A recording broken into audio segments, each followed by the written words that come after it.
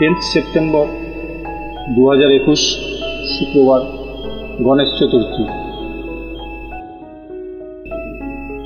গণেশ চতুর্থী দিয়ে শুরু হবে এবছরের পুজো উৎসব। কালীঘাট পটুয়াপাড়ায় ব্যস্ততা তুঙ্গে। তৈরি হচ্ছে গণেশ আইডল। বিভিন্ন রকমের গণেশের মূর্তি তৈরি হচ্ছে এখানে। আমি সেগুলো দেখানোর চেষ্টা করছি।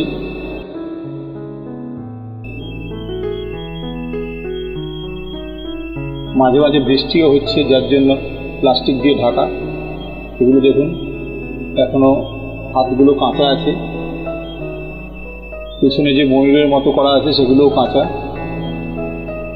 এখানে আরো অনেকগুলো ঠাকুর রয়েছে পরপর সাজানো। শুধু মাটি লেপার কাজ হয়েছে, এখনো রং করা অনেক বাকি। এই ঠাকুরগুলোর এখনো হাত লাগানো হয়নি।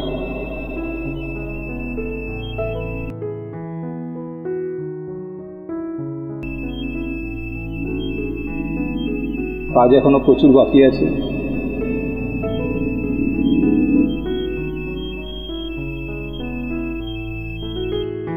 শুধু মাটি লেপার কাজ হয়েছে। প্রকাণ্ড বুড়ি, প্রকাণ্ড গণেশ, তার সামনে আরো একটা গণেশ। বিভিন্ন সাইজের বিভিন্ন রকমের গণেশ রয়েছে এখানে।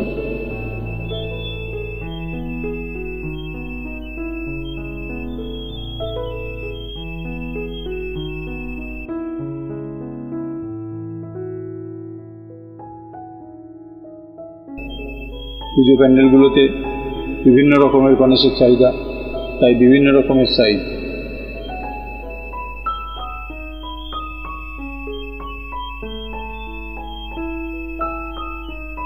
দেখুন, সারি সারি সাজানো রয়েছে ঠাকুর। এখানে কাজ চলছে। এখন যেহেতু আরো একটু সময় আছে গণেশ চতুর্থী আসতে, তাই কাজ এখনো অনেক বাকি। তবে ব্যস্ততা তুঙ্গে।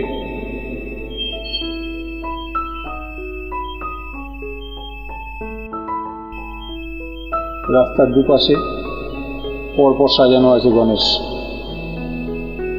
আমি এখন কালীঘাট পটুয়াপাড়ায়। প্রচুর ঠাকুর হয় এখানে, সব রকমের ঠাকুরই তৈরি হয় এখানে। আমার এই ভিডিওটা আমি শুধুমাত্র গণেশের উপরেই করছি। দেখুন, পরপর 3টে সাইজ পরপর সাজানো আছে।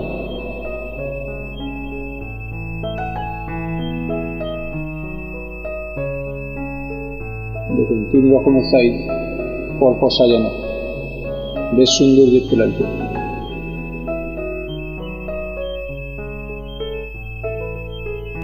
এরকম বিভিন্ন রকমের সাইজের গণেশ চারিদিকে বসে আছে।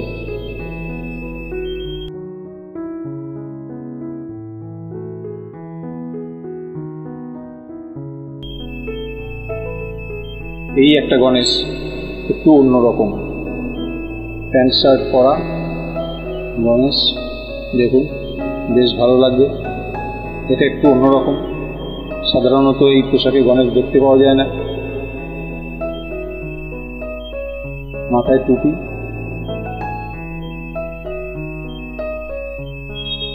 দেখুন, এক অদ্ভুত পোশাকে গণেশ।